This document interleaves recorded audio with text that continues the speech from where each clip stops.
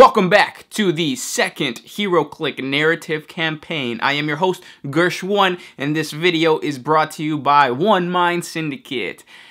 We are going to be talking about two DC families. Yes, we're doing a DC universe campaign. So two families, the Batman family and the Flash family. So expect to see a lot of Batman characters and Flash characters from the new set. It's going to be tons of fun. Let's start this off by introducing the characters that you guys are going to see first. Let's start off with Tim Drake, also known as Red Robin. Now, there's multiple storylines that you can follow with Tim Drake that would be canon, but we're going to create our own. So we're going to mix and match from different, characters and different histories of each individual characters to create our own Red Robin. But first, let's start off back before he was even Red Robin, before he was Robin. Tim Drake was an extremely intelligent student, and he was very interested in the whole idea of Batman and Robin. So much so that he made it his mission to find out who Batman was, and he came very, very close. Bruce Wayne actually saw that Tim Drake was coming so close to finding out who the real Batman and Robin were that he just said, you know what, I'm going to take you under my wing. When he did that, he became the third the third Robin within the Batman family. Now, Batman saw that Tim Drake was an extraordinary individual. He surpassed all the other Robins and was an amazing sidekick. Unfortunately, all that went to his head.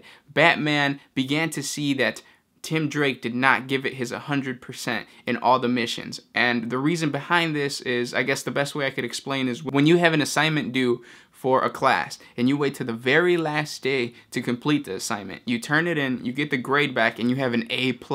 And then you look at the kid next to you who spent the entire week working on the essay or working on the project, and then he gets a grade back and he only got a B- and you got an A+.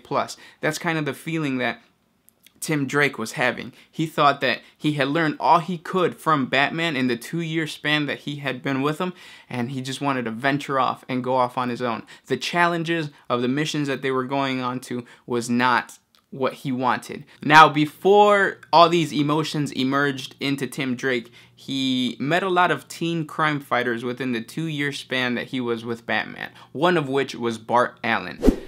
So let's go into Bart Allen's storyline because he is the second character in this narrative story that we want to focus on. Bart Allen was born with hyper-accelerated metabolism, which basically made him age extremely quickly. At 2 years old, he already looked like he was 12. And in order to combat this, his family created a simulation world where he can live in, and it would mimic what his hyper-accelerated metabolism did to his age. So they kind of matched. They hoped that this would help Bart Allen, but it did nothing. So they went looking for the Flash to help them out, and the Flash did. He actually challenged Bart Allen into a race, and the race pushed him to the limits, and it actually kind of stabilized his hyper-accelerated metabolism, and he was kind of frozen for a second. Well, not frozen, but just like his metabolism became normal, but he still had that hyperspeed ability. Now, Flash took him under his wings, and it was Flash and Bart Allen together. During the Flash's time together with Bart Allen, he really wanted to create the next Flash. He wanted Bart Allen to be the next Flash after he died, after he gave up the mantle of the Flash. Bart Allen, on the other hand, thought completely different than everybody else because he grew up in a different world.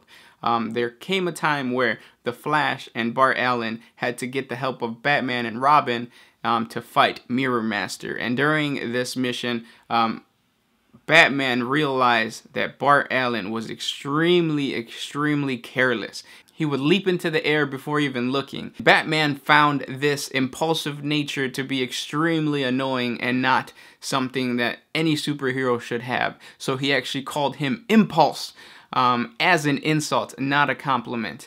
And I guess the Impulse name caught on, and he became Impulse.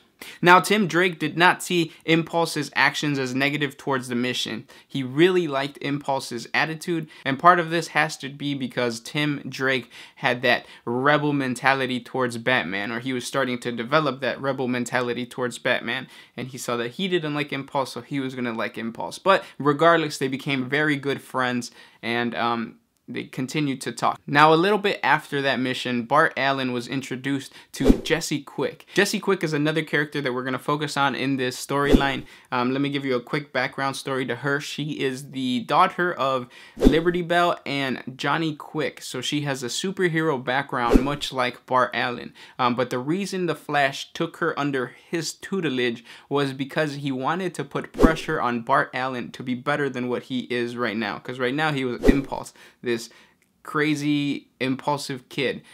So he wanted the competition from Jesse Quick to kind of stabilize Bart Allen and to zero him in into becoming the next Flash. Now, this technique backfired on the Flash.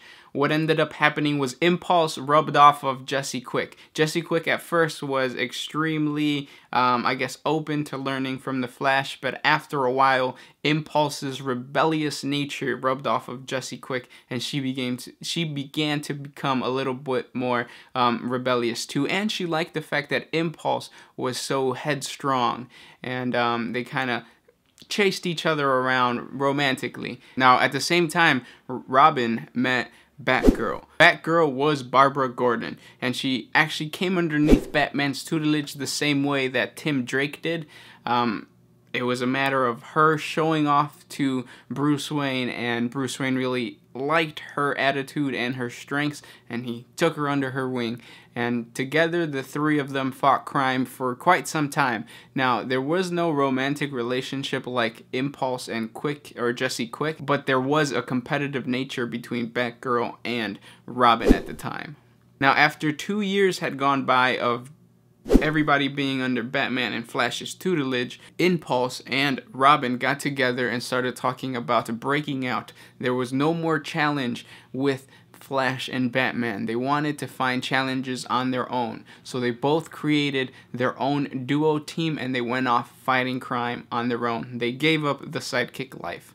And it actually proved very, very good for them. So much so that they started to attract more teen crime fighters, and they created a new organization called the Budding Battlers. Robin lost his name of Robin and became Red Robin, and Impulse stayed the same. Now, Jesse Quick right away joined the force, but Batgirl stayed behind. Batgirl wanted to stay with Batman because she didn't really trust that the Budding Battlers was a good organization. It was just a bunch of kids in her eyes.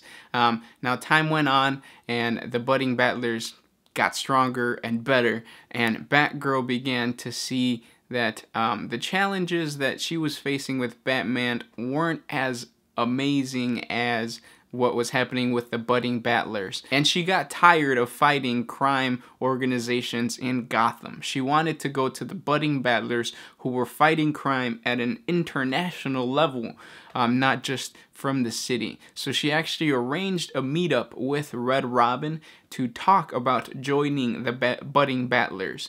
Now, there was a power struggle within the Budding Battlers. Red Robin's quest to be the best and Impulse's hard-headedness just collided. And at first it was fine, but after a while it became very clear that there was conflict between the founding members of the Budding Battlers. So much so that Red Robin questioned his decision of leaving Batman, because in reality he was surrounded by a bunch of people with superpowers and he didn't have superpowers. So the only person he can truly learn from was Batman from before. Now, of course, Red Robin suppressed these thoughts as much as he could, because he could not let himself believe that he needed help. So he just tried to suppress the fact that he wanted to return to the Batman family. Now, this created a very unstable Red Robin, so much so that Impulse actually overshadowed him in most of the missions, causing most of the Budding Battlers to go on Impulse's side when it came down to figuring out who the leader was. Now, Red Robin heard that Batgirl wanted to meet up, and he knew that she wanted to join the Budding Battlers. Deep down inside, though, he wanted to tell her that it's much better to stay with Batman than it is to join the Budding Battlers. He had made a big mistake, but then at the same time, his egocentric mind told him, no, if you get Batgirl into the Budding Battlers, there'll be another person on your side when it comes to figuring out who the real leader is of the budding battlers. So they decided to meet up. At the meetup, he tried not to seem like he missed the Batman family as much as he could. During the conversation, though, Batgirl got a distress call from Omac. Omac was a superhero that was friends with Batman, and Batgirl had to go help him. Red Robin, on the other hand, saw this as an opportunity to expand his list of superhero allies and to bring in a very strong individual into the budding battlers, or at least make Red Robin seem like a leader, not only to the budding battlers, but to all other superheroes out in the area that knew about the budding battlers. So they ran off towards the temple where Omac was. Omac was being attacked by a group of aliens called Demonites. Just as they're about to leave, Jesse Quick rushes in with another distress call. Impulse needs Red Robin to report to him to go and fight two very, very tough villains, Tarpit and Fallout, who are attacking a cemetery nearby.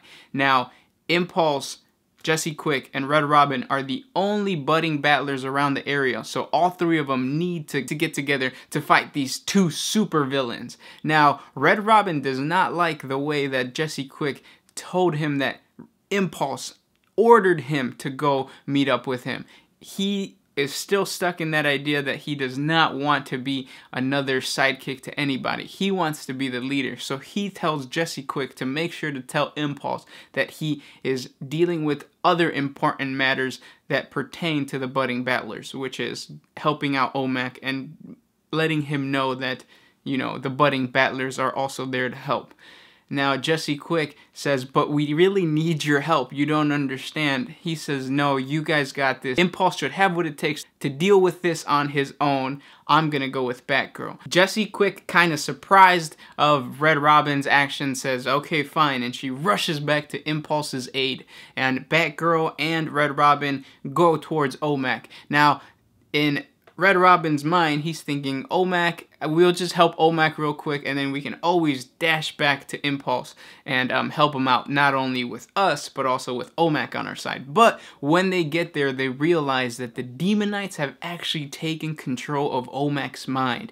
Omac was not fighting the Demonites, but Omac and the Demonites are ransacking the temple. So as soon as Red Robin and Batgirl get there, Omac and one other Demonite charge after them, trying to stop them from stopping the other Demonites. So that brings us to our two battle reports, finally, right? Batgirl and Red Robin versus Omac and Demonite. They're trying to stop Omac and Demonite and then get back to help Impulse and Jesse Quick. And then on the other battle report, we have Jesse Quick and Impulse versus Tarpit and Fallout. All four of them are from the new Flash set. Now, the way to view those two battle reports is by either clicking right here for Impulse and Jesse Quick. That's going to take you to the battle report and you're going to find out what happens. Or you can click right here and that's going to take you to Batgirl and Red Robin versus Omac and Demonite. Now, this one right here is a Patreon exclusive battle report. So if you are not a patron, go ahead, check out the Patreon page and watch the awesome epic battle between those two teams that we have. You could also click on the links below if you guys are watching this on a mobile device. There's going to be links on the bottom. So this is what's going to happen at the battle reports. When a superhero or a character dies, when a character is KO'd, at the end of the match, we're going to roll a dice. On a result of 1 to 3, the character is dead for good in the storyline. This is kind of so that we can, and then of course on a result of 4 to 6, the character is fine. He's KO'd and stuff, but he's gonna reappear in the next battle report or with somewhere within the story. And the reason behind this is, of course, to build up anticipation for each characters and to build a good story. But at the same time, it's gonna help us navigate the story, and we're gonna kind of mold our story to what happens in the battle reports, because we don't want to just create a story and then force the battle reports to end up like how we want the story to end. We kind of want to play off of the battle reports and off of playing the game of Heroclix. So that's what's going to happen at the end of every battle. So be sure to click on the links below to go to the following battle reports, and then probably around Thanksgiving I'm going to put out another video explaining a little bit more behind why the villains are doing what they do, because we don't want to ignore the villains. The villains are important, but of course this video is extremely long. So in order to find out why the villains are doing what they're doing, you're going to be able to click on that. So expect that video to come out around Thanksgiving, so Thursday of this week. But yeah, I hope you guys enjoyed this short story. Well, it's not short at all. I hope you guys enjoyed this story, and I hope that kind of pumps you guys up to watch the battle reports, and it brings more meaning towards the battle reports, because that's what we're trying to do with these narrative campaigns.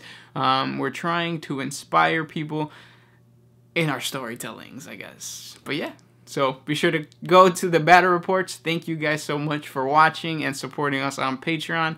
This is Gursh One with One Mind Syndicate, signing out.